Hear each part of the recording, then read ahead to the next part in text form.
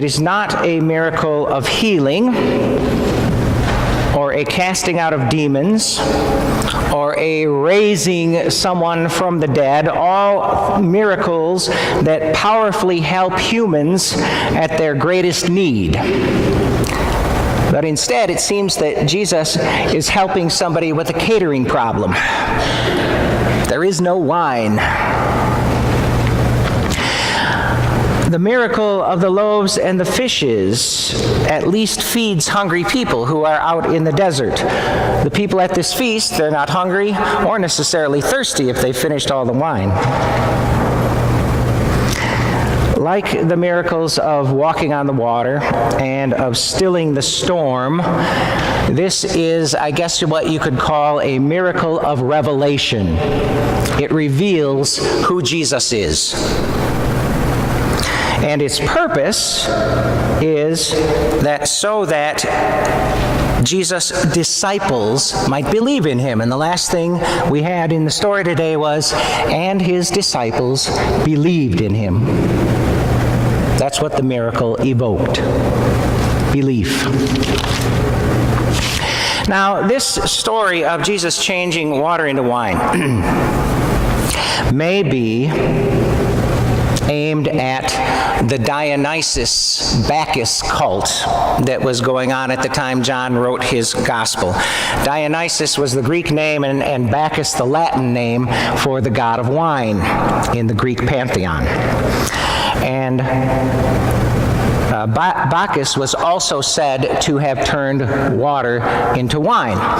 Now, the reason that he turns water into wine is to make you forget yourself and lose your inhibitions and act out of character.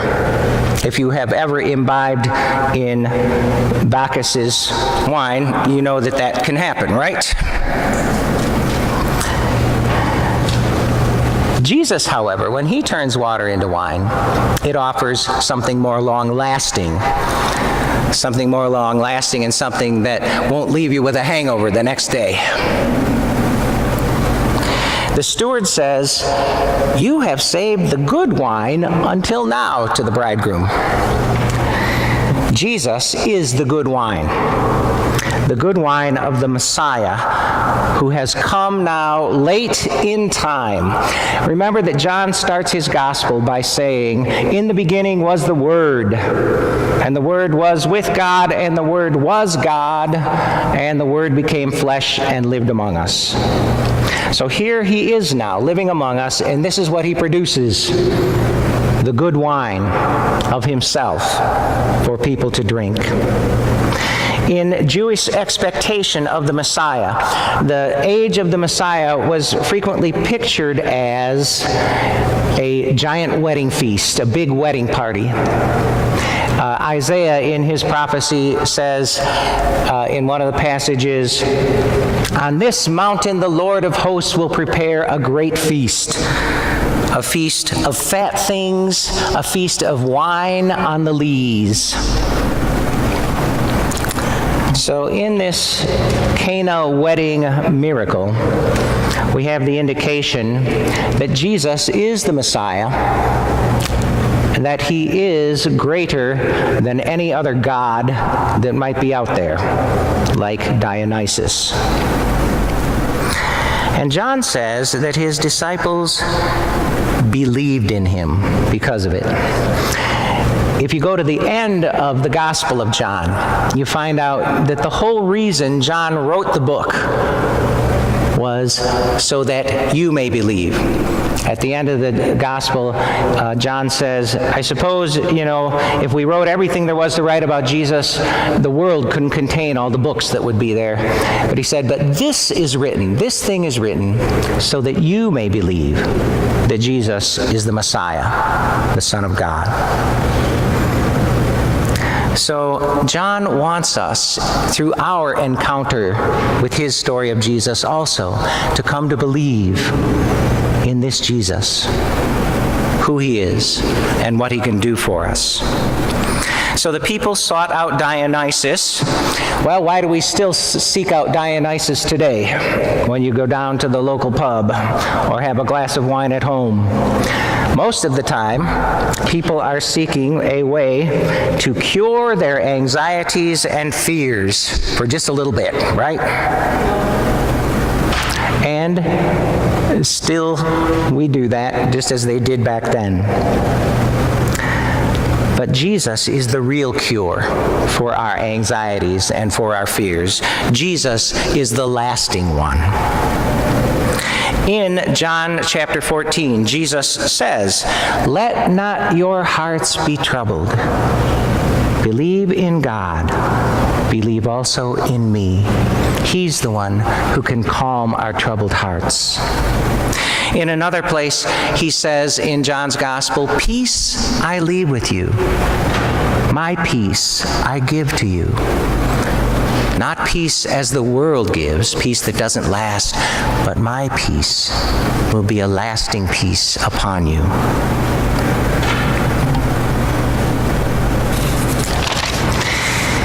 And in John's Gospel, after this Cana wedding story, there will be a series now throughout the Gospel of I am statements that Jesus will make. 7 plus 1, I guess you could say, I am statements for a total of 8. He will say, I am the bread of life. He will say, I am the gate for the sheep. He will say, I am the good shepherd. He will say, I am the resurrection and the life. He will say, I am the way and the truth and the life, the way to the Father. He will say, I am the vine, and you are the branches who live from me. And in the middle of all that, he will also make the statement to his opponents, before Abraham was, I am. And there he identified himself with God. Because in the Old Testament, when Moses says, when I tell Pharaoh who sent me, what should I say? God says, tell Pharaoh that I am has sent you, for I am who I am. What John is telling us is that Jesus is the one who makes God accessible, who makes God knowable. In Jesus, we will know who God is and what God is really like. And when we devote ourselves to Jesus, we begin to find all that he promises, so that I could put my name in there and you could put your name in all of those I am statements. I am Martin's bread of life. I am Martin's gate. I am Martin's good shepherd. I am Martin's resurrection and life. I am Martin's way and truth and life. I am Martin's vine to whom he attaches for life.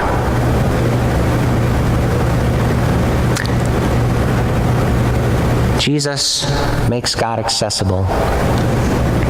And in John's Gospel, when Jesus performs his final and greatest sign, which is his death and resurrection, in John's Gospel, at the time that he dies, John says that he breathed his last. He breathed out his spirit and gave it over, breathed it out to the world. And in the resurrection appearances, Jesus appears to his disciples, and John will say, he breathed on them and said, receive the Holy Spirit. Now you have access to all that I have through my Spirit. And in doing that, Jesus creates community. And it is very important. You can't understate, or I should say you can't overstate, the importance of Jesus creating community. Because it is here that we reassure one another, that we remind each other of who this Jesus is. It is here we gather for strength to receive the good wine of Jesus in the Word and in the sacraments. And it is here that we come, because Jesus has given us his Spirit, it is here that we bring gifts that the Spirit has given us. And so now we can jump into the 1 Corinthians lesson for today, where Paul talks about the variety of gifts that each is given from Jesus, the Messiah. And so Paul says that these gifts are not given for your edification. They're not individual things. Rather, he says, these gifts are given for the common good, for the good of the community. And so listen to the gifts that Paul spells out. He says, for instance, to one is given through the Spirit the utterance of wisdom. He says, and to another, the utterance of knowledge. What's the difference between knowledge and wisdom? Well, what other folks have said at the other services, since you're all so quiet today, what folks have said is that knowledge is about book learning. Knowledge is about what you have acquired learning that way, whereas wisdom is what you have acquired from living life, from falling down and getting up and walking with God. So do you bring any of that into the church? Yes, each one of you does. I think each one of you has been given a certain amount of knowledge, a certain amount of wisdom that you bring to the community. I think of the women who work in the Cindy's Corner Cafe kitchen. They have some knowledge I do not have. That's a gift of the Spirit, I think. Or the people who do the music around here. They have some knowledge I don't know how to do. And so they bring that gift of the Spirit here. Or wisdom. Have you shared wisdom with somebody?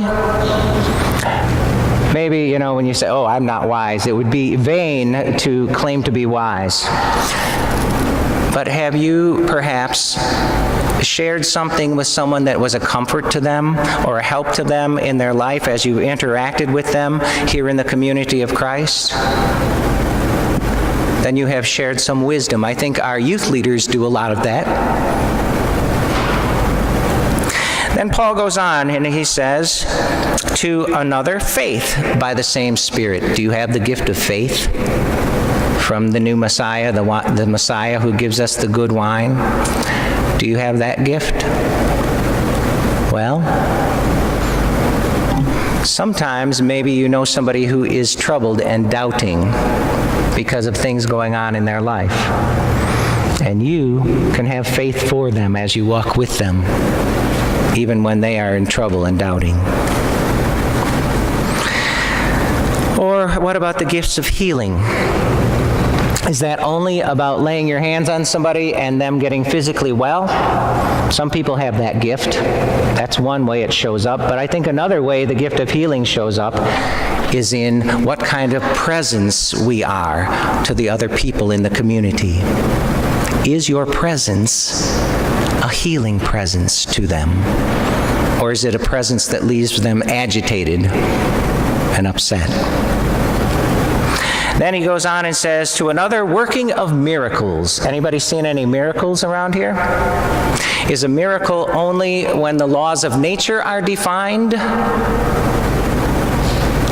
Or are there other miracles that are at work? Have you ever heard somebody say, it was a miracle that you showed up when you did, because it was just that I needed you to be there for me right then? Miracles of timing. Paul goes on to say to another is given prophecy, that is preaching. If everybody says, oh, that's the pastor. The pastor has the job of preaching and the gift of preaching. Well, yes, but there is also that you, with the way you live your life, you are preaching something. You, with your words to another person and sharing them what you know about the Bible, are engaging in a gift of prophecy. To another, discernment of spirits. What is that, do you suppose? Discernment of spirits that comes from the new wine of the Messiah. Well, Well, I've heard that some who say that they have this gift, they say that it means that they can tell when a person is with them what their intent is, whether it is a good intent or a bad intent, whether this person has the potential to be harmful or to build up. And so they can set boundaries, help to set boundaries with such folks. To another, then, he closes with the various kinds of tongues and the interpretation of tongues. Now, tongues in the New Testament is a sort of language that nobody understands, a language of prayer and praise. Paul's talking about it. He's specifically addressing the gift of tongues in this part of 1 Corinthians because the Corinthians who have that gift are saying that they're better than everybody. Their gift is better than anybody else's gift. But Paul puts it at the end of the list to indicate to them, not so much. There are people at St. Lucas that I know of who have shared with me that they have this gift of speaking in tongues, of praying in a praise or prayer language with God. But also the gift of tongues and the interpretation of tongues may be, I think another way to look at it is to help people to understand one another, to be mediator. Too. I think that can also be the gift of tongues. So Jesus creates this community and gives these gifts. And if you really sit down and think about it, you can find each one of those here, and you have one. And your task today is, as Jesus pours out the new wine of the Messiah to you through your worship, is to figure out, what is my gift? What gift can I bring here to build up this community? Because it isn't just about the leaders doing it. It isn't just about Jesus doing it directly through his Spirit. It is through Jesus doing it mediated through each one of us. The way wine enters us and influences us, so does the Spirit of Jesus enter us and influence us to share the gifts of the Messiah. Amen.